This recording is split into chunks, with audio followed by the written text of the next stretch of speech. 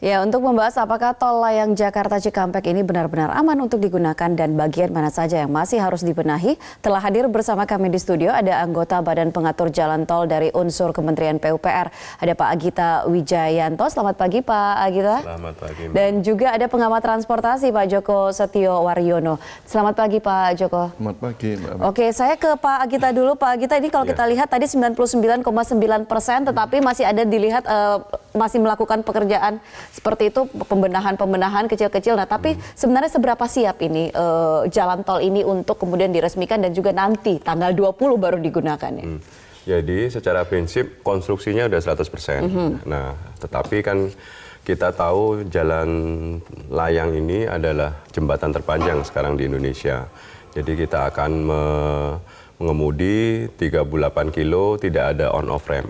Oke, itu kita harus itu ya 38 kilo bukan 48 ya? Ya, 48 itu kilometernya kan mulainya dari kilometer 10 Cikunir. Jadi kira-kira 38 kilo. Nah, dengan 38 kilo mengemudi tanpa ada on-off ramp, maka ini faktor keselamatan menjadi poin yang utama yang harus kita perhatikan, Mbak, sebelum digunakan oleh pengguna. Makanya kemarin, minggu kemarin dengan Pak Menteri Perhubungan, Korlantas, Bina Marga, dan juga BPJT mencoba jalan tol tersebut, dicek benar apakah masih terasa bumpy atau enggak. Nah, ada beberapa expansion joint yang masih terasa bumpy, kira-kira 27 lokasi. Nah, ini yang kita minta teman-teman kontraktor untuk memperbaiki sebelum diresmikan. Dan alhamdulillah karena mereka sampai dengan mengerjakan dengan 3 shift akhirnya bisa diselesaikan. Oke. Nah, akan diresmikan hari ini tanggal 12, kemudian nanti baru akan digunakan di tanggal 20 Desember. Seperti itu. Kita nanti akan lihat apakah apa yang sebenarnya ingin dilakukan dalam rentang waktu ini. Apakah masih ada lagi hal-hal yang akan dibenahi atau seperti apa? Nah, karena tadi kami sampaikan ini diperbaiki oleh teman-teman kontraktor baru selesai tadi malam. Jadi kita akan lihat lagi setelah diresmikan. Kita akan coba lagi, kalau memang benar-benar dirasa sudah bumpy-nya sudah nggak ada, ya kita bisa segera, bahkan mungkin tidak tanggal 20, tanggal 15 kita juga bisa dioperasikan. Oke, sebelum saya ke Pak Joko, Pak Agita, kita juga ingin tahu sebenarnya apa sih yang menjadi karakteristik dari jalan tol layang ini, karena kita tahu sempat beredar juga ada foto-foto mengenai jalan yang bergelombang seperti itu, apakah itu kemudian nanti akan mempengaruhi visibility bagi para pengendara dan lain-lain. Nah, ini mungkin ada yang harus diperhatikan untuk para pengendara yang akan melewati jalan itu nantinya. Ya, jadi jalan tol itu didesain ya dengan kecepatan 80 km per jam. Tapi untuk penggunaan kita biasanya tidak memberikan batas tersebut, tapi dibatasin 60. Jadi kami berharap dengan 60 itu pengendara akan aman untuk berkendara di sana. Jadi Mbak mungkin bisa membandingkan antara Antasari ini kan sama juga konsepnya. Nah, Antasari itu kan lajurnya kan sempit. Hanya kira-kira sekitar 3 meter per lajur. Kemudian kanan kirinya juga bahu dalam bahu luarnya sempit. Jadi nggak mungkin orang menyiap di sana. Jadi hanya bisa dua lajur saja. Nah, kalau ini itu satu lajurnya itu 3,5 meter. Kemudian bahu luarnya itu bisa digunakan untuk kondisi-kondisi darurat. Jadi kalau misalnya ada rescue, ada patroli dan sebagainya bisa menggunakan bahu jalan. Bahkan kalau misalnya pengemudi ada permasalahan di mesin dan sebagainya, dia harus minggir bisa. Nah, dengan yang lebih lebar dibandingkan Antasari, maka ini kita belum tahu nih perilaku pengemudi gimana. Kalau mereka sering pengen ngebut, nah ini yang bahaya. Makanya ini kita yang harus kita perhatikan. Saya ke Pak Joko. kalau Pak Agita kan bilang bahwa ini sebenarnya siap dan layak untuk digunakan. Nah, kalau Anda sendiri melihatnya seperti apa? Ya, kemarin saya ke lokasi. Jadi intinya kalau dalam bertransportasi itu pertama aspek keselamatan dulu harus dilihat.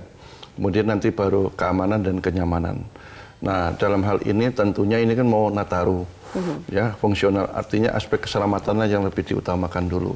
Kita belum bicara kenyamanan maupun keamanannya, apalagi kenyamanan ya, sehingga mungkin nanti belum komersial dulu lah. Sebenarnya kalau dia komersial nanti kenyamanan harus ditinjau ulang lagi. Oke, soal keselamatan dan Nataru ini kan juga pasti volume kendaraan akan lebih meningkat dibanding dengan biasanya. Ya, seperti halnya begini, jalan-jalan tol yang dulunya yang Trans Jawa umpamanya kan ketika lebaran mereka fungsional. Artinya fungsional memang kondisinya belum begitu nyaman. Itu harus diketahui ya. Tapi sisi keselamatan juga harus diperhatikan menjadi hal yang utama. Kenyamanan belum dilihat lah, karena memang gratis kan. Nah, apalagi ini dilakukan pada saat ini musim hujan juga. Oke, cukup aman nggak ini kira-kira? Kalau melihat kondisinya dengan tadi batas kecepatannya harus diperhatikan ya. Tentunya kalau lihat desainnya memang speednya 80, minimal 60 rambunya sudah ada. Tapi kalau langsung 80 ini masalah perilaku. Ya tentunya ini kita harus belajar perilaku masyarakat Indonesia dulu. Sembari nanti Nataru ini kan melihat perilaku penggunanya seperti apa. Sehingga nantinya masih ada waktu 1-2 bulan lagi untuk penyempurnaannya itu. Untuk para pikir penyempurnaan bukan masalah desainnya ya, mungkin hal apa yang perlu diperhatikan ya. Oke, tapi kalau bicara menyerahkan sepenuhnya kepada perilaku para pengguna jalan atau pengendara itu kan juga menjadi hal yang agak sulit. Kalau kita lihat misalnya kita bandingkan dengan jalan Antasari saja sampai saat ini yang memang didesain tidak untuk kecepatan tinggi, tetapi buktinya masih banyak loh yang mengemudi dengan kecepatan yang cukup tinggi di sana. Nah, ini apa yang harus dilakukan kemudian? Ya, ini memang tantangan kita, Mbak. Jadi pengguna jalan di Indonesia itu memang karakteristiknya seperti itu. Jadi di sini kita juga rencananya nanti akan memasang 113 titik untuk CCTV. Kita juga sudah mempunyai MOU, baik itu dengan Perhubungan, Korlantas, Bina Marga sendiri dan BPJT serta Asosiasi Jalan Tol. Oke, ketika mereka terekam oleh CCTV melanggar aturan kecepatan seperti itu, apakah akan langsung ditindak dan lain-lain, mengingat ini kan panjang banget Pak, 38 kilo. Atau nanti mereka akan turun dulu kemudian ditindak atau bagaimana? Biasanya kalau tidak ada tindakan langsung itu agak sulit untuk menertibkan. Iya, kita sekarang ini makanya dengan tadi yang saya sampaikan kita punya MOU, kita akan coba ETLE di sini, Electronic Traffic Law Enforcement. Itu sudah digunakan di Sudirman Tamrin, itu bisa menekan pelanggaran sampai 44%. Oke. Jadi mereka akan karena kamera kita semuanya analitik, jadi bisa sebagai speed cam juga. Nah, kalau misalnya dia sudah tercapture, ini langsung ditagihkan ke alamat rumah. Nah, ini dengan kondisi seperti ini mereka sudah nggak bisa ngelak lagi. Nggak bisa ngelak lagi. Iya. Oke, itu dari aspek kecepatan. Lalu bagaimana, saya ingin tanya ke Pak Joko, Pak, kita tahu perilaku pengemudi juga ini kan cukup panjang, 38 kilo, terus kemudian tidak ada rest area seperti itu. Nah, ini bagaimana nih aspek keselamatan yang lain ketika misalnya pengemudinya itu merasa lelah dan lain-lain, ini kira-kira akan berpengaruh juga tidak? Sebenarnya kalau sesuai dengan desain kecepatannya itu ya, artinya gini, saya umpamakan kalau orang sering bepergian dari menggunakan tol, umpamanya dari stasiun Gambir ke bandara, itu kira-kira panjangnya hampir sama lah. Dan selama perjalanan kalau saya tidak ada masalah, tidak perlu hal-hal yang ditakutkan ya. Artinya kalau kondisi seperti on off-nya tidak ada remnya, artinya kesiapan pengemudi dari awal penting. Kesiapan apa ya? Dia harus dalam kondisi prima. Entah itu kendaraannya, kemudian pengemudinya, dan BBM-nya harus cukup juga. Ya. Karena tidak ada pom bensin juga di atas sana. Ini harus sosialisasi dari awal sudah harus dilakukan lah. Ya. Belum hal-hal lainnya juga kan. Nah ini penting, karena bagaimanapun, meskipun nanti di sana juga nanti akan diberikan, nah ini kan nanti ada, nggak salah ada 8 titik ya untuk U-turn, kondisi tertentu ya. Kemudian nanti kalau nggak salah itu ada 4 parking bay juga akan diberikan nanti, walaupun sekarang belum dibangun, makanya itu perlu penyempurnaan nanti kalau nanti benar-benar komersial. Oke, kalau nanti benar-benar komersial. Dan masih banyak lagi juga yang mungkin bisa kita bahas nanti, termasuk juga ini efeknya akan seperti apa untuk mengurai kemacetan. Tapi kita harus jeda dulu, pemirsa, kami akan kembali sesaat lagi.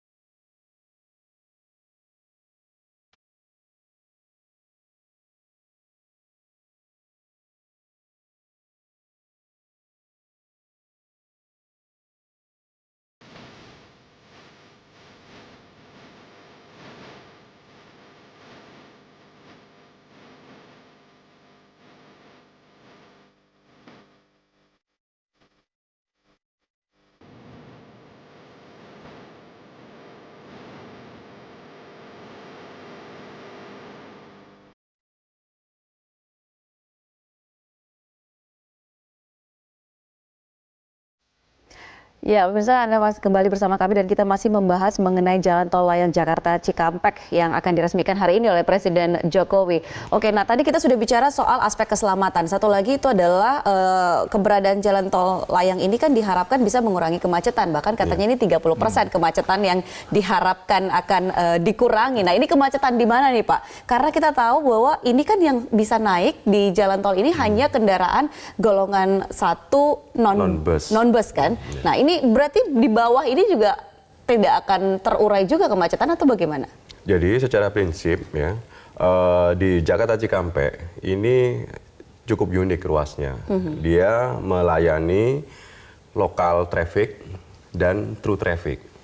Nah ini yang karena Jakarta Cikampek merupakan bagian dari Transjawa, maka through traffic ini harus diselamatkan. Karena kalau enggak Mbak bisa terjebak macet di situ berjam-jam. Dan ini yang terjadi kan selama ini.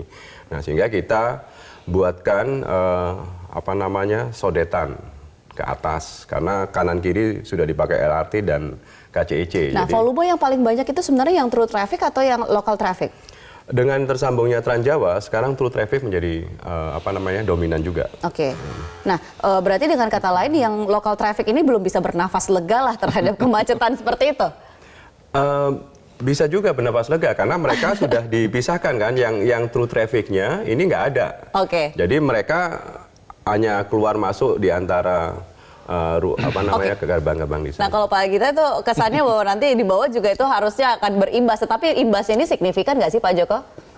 Ya sebenarnya kalau hanya mengandalkan jalan tol untuk bepergian tadi memang tidak bisa full 100% bisa mengatasi ya. Makanya kan di jalur itu sudah ada LRT yang nanti akan selesai 2 tahun lagi. Kemudian ada kereta cepat juga. Artinya masyarakat kan punya pilihan. Tidak semuanya menggunakan jalan raya. Yang sekarang sudah sebagian beralih menggunakan ke Bandung menggunakan kereta. Ya tetap saja lah. Atau berkurang mungkin sedikit ya. Karena kalau semua ke jalan raya itu suatu saat dia ada keseimbangan juga. Dia harus berganti atau beralih ke moda lainnya.